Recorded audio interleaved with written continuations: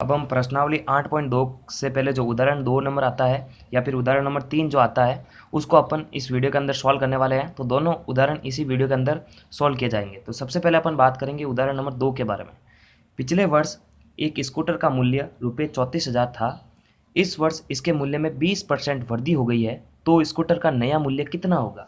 तो देखो, इसको ज्ञात करने का तरीका क्या रहेगा। एक बार वापस अपने को जो जो चीज़ दे रखी है उसको लिखते चले जाना, ठीक है।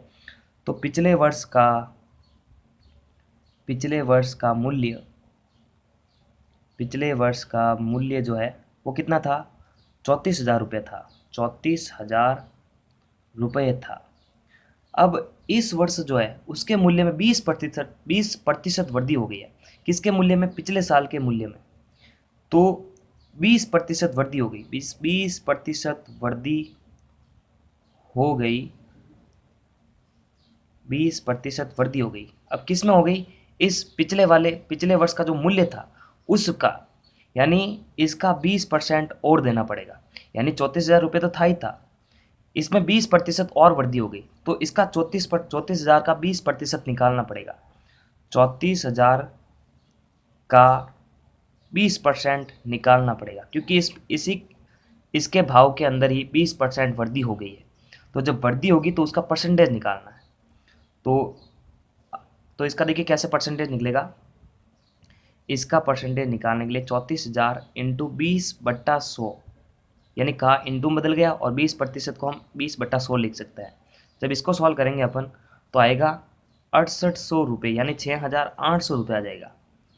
यानी पहले जो भाव था वो था ये, और अब जो है पिछले वाले भाव का 20% अधिक और देना पड़ेगा। तो स्कूटर का जो नया मूल्य है, तो नया मूल्य के लिए सूत्र क्या बनेगा, नया मूल्य बराबर पिछले वर्ष का मूल्य, पिछले वर्ष का मूल्य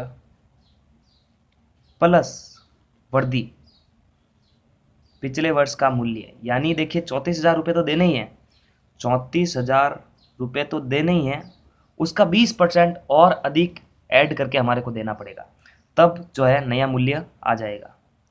और जब आप इसको जोड़ेंगे तो हमारे पास में आंसर आएगा 40,800 रुपये इसका नया मूल्य आएगा। एक दो बार इसको रिपीट करके देखना, तब जाकर ये क्वेश्चन आपको समझ में आ जाएगा। चलिए अगला वाला क्वेश्चन करते हैं, उदाहरण नंबर 3। तो उदाहरण नंबर 3 क्या कहना चाह रहा है। उदाहरण नंबर 3 हम देखिए, अंकित मूल्य वाली एक वस्तु, अंकित मूल्य कितना दे रखा, 840 रुपये। अंकित मूल्य वाली एक वस्तु रुपये 714 रुपये में बेची जाती है। तो बट्टा तथा बट्टा प्रतिशत ज्ञात कीजिए। अब ये बट्टा और बट्टा प्रतिशत है क्या, ये डिस्काउंट है। डिस्काउंट का मतलब क्या है, जैसे आपको चीज़ खरीदने गए 50 रुपये में, यानी उसका मूल्य 50 रुपये था, और डिस्काउंट के तौर पर आपको वो चीज़ 40 रुपये में दे दी गई। तो डिस्काउंट कितना हुआ, आपको 10 रुपये का डिस्काउंट हो गया। तो देखिए बट्टा का जो सूत्र होता है, देखिए मैं इसको डायरेक्ट कर रहा हूँ ताकि आपका समय ख़राब ना हो, लेकिन आपको जो एग्ज़ाम के अंदर है वो पूरा सिस्टमेटिक ढंग से करना पड़ेगा।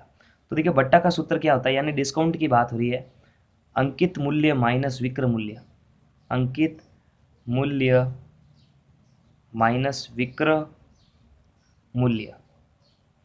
तो अंकित मूल्य कितना है, ये 840 रुपये माइनस विक्रय मूल्य। विक्रय मूल्य का मतलब बेचना, यानी 840 रुपये की वस्तु थी और 714 रुपये में बेच दी गई।